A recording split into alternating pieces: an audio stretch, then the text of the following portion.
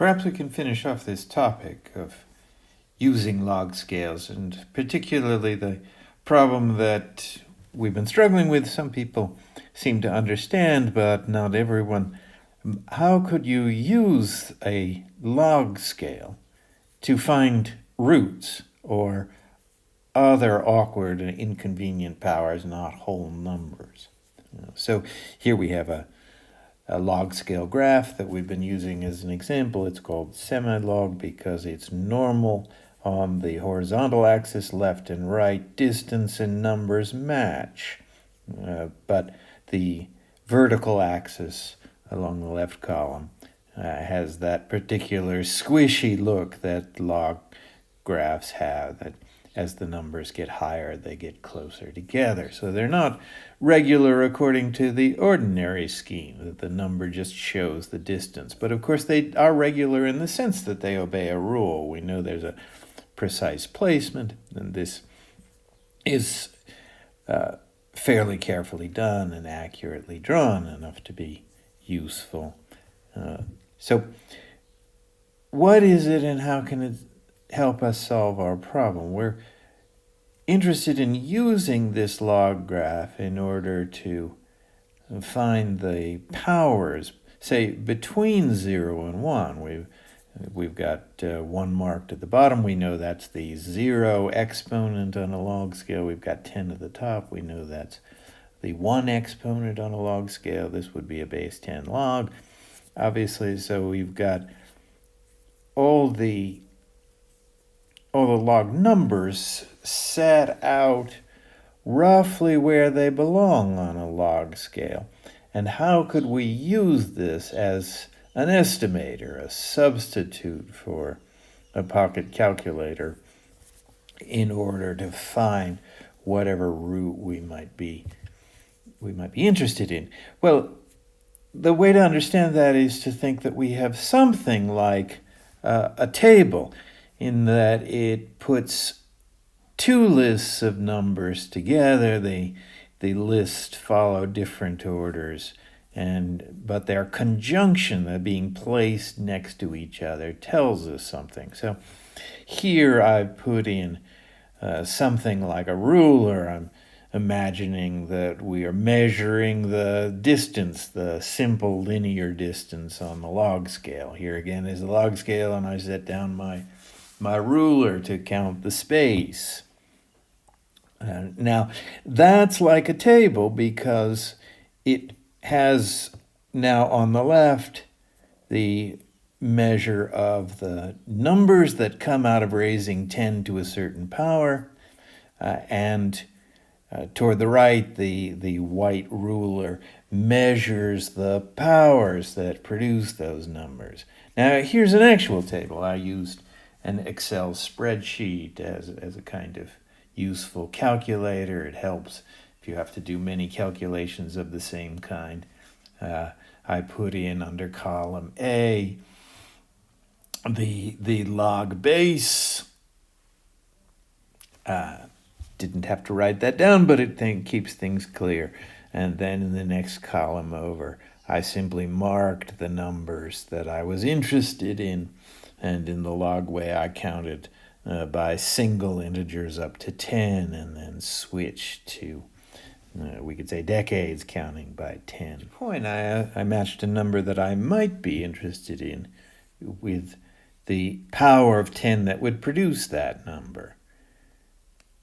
So if I'm interested in the number 3, I want to know what power I have to raise 10 to get that number. Well, I simply had the spreadsheet tell me what that was. It's an easy thing for it to calculate these things.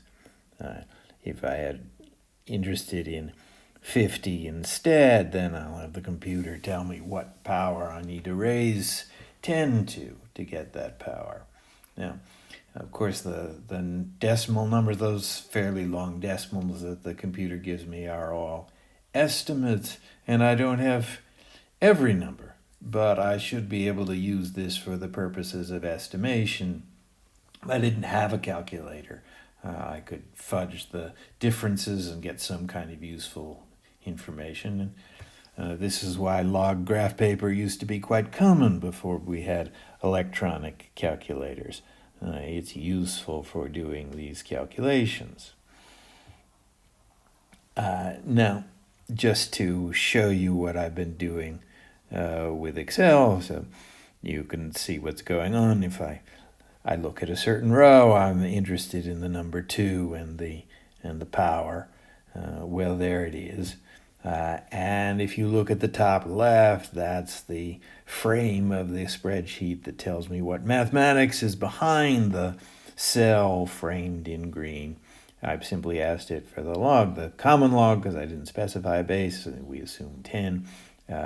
I want to know the log of B3, and I want to put it in cell B4. So the cell B3 is just the number 2, and the corresponding log is in cell B3.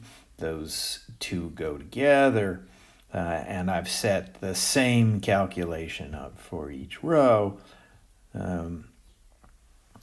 Now, that was a table. It put the explicit numbers that I would need, and I could use that table for constructing a log scale if I didn't have one. How would I do it? Well, I would take the log numbers and I would measure them out in real distance, and I would put the numbers produced, the B column, the middle column, I would put those actual numbers at the points of those distances. And that would be to work my equations in a certain order. I have the log, and I put in the number. I have the power of 10 that I need, and I put in the number I want. But now, if I am interested in finding a certain log, not the one that matches up exactly with a whole number that I want to put on my log scale, but if I want to find a certain definite power between 1 and 10 and find out with that definite exponent what number would I get on my log scale. Well, I can do that with this paper too. Why would I want to do that? Well, suppose, so we say I want to find the square root of 10. Well, no, we know what the square root of 10 is that expressed as an exponent. It's 10 to the 1/2 power. And how would I find 10 to the 1/2 power if I had this log scale, which works like a table? Well, I've got 10 units there. And if I find 0, I can count 1, 2, 3, 4, 5, looking at the white bar and looking at those black marks. 5 divided by 10, of course, is 1/2, so then I should have the 1/2 power of 10, and where am I on the scale? Just slightly above 3. And of course, the calculator would tell us the same thing. It would say that the 1/2 power of 10 is 3.16. What is that? The square root of 10. You can check that out. Multiply 3.16 by itself and see what you get. And now, if I was interested in different roots, I could find those too. I count up 1, 2, actually 0, 1, 2. So there I've got the black hash mark for 2/10. What have I got there? Well, the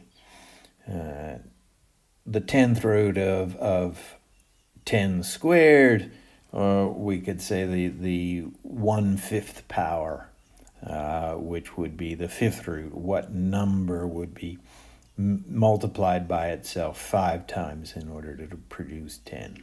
And you can see that it's roughly estimated there by looking at what those horizontal lines represent and estimating where we are on the log scale between 2 marks when we're right at that second black hash mark. Then we have made an estimation of the root. But of course, roots themselves are only a special subclass of the awkward or inconvenient powers, the things between whole numbers. What if we want to know the 4/5 power of 10? We raise 10 to the 4/5 or 0.8 power. What would that be? How could you find it? Well, we find that mark on our ruler. It's that black hash mark there, and we'd see. Seems to be a little bit above 6. So if you have a properly set up log scale and a ruler in the right units, you can use that to find any intermediate power, that is, any power in between the whole numbers, and can use this log graph paper like a rough calculator to give you estimates. And the point is not so much to get the numbers, but to understand in an intuitive way what logs are and how they work. They seem like gnarly mathematical entities that one doesn't like to think about. They produce these endless strings of decimals that are hard to fit in the mind. But keeping to our motto, use your normal brain, we see that they are just simple mathematical calculations, like many others that you understand very well.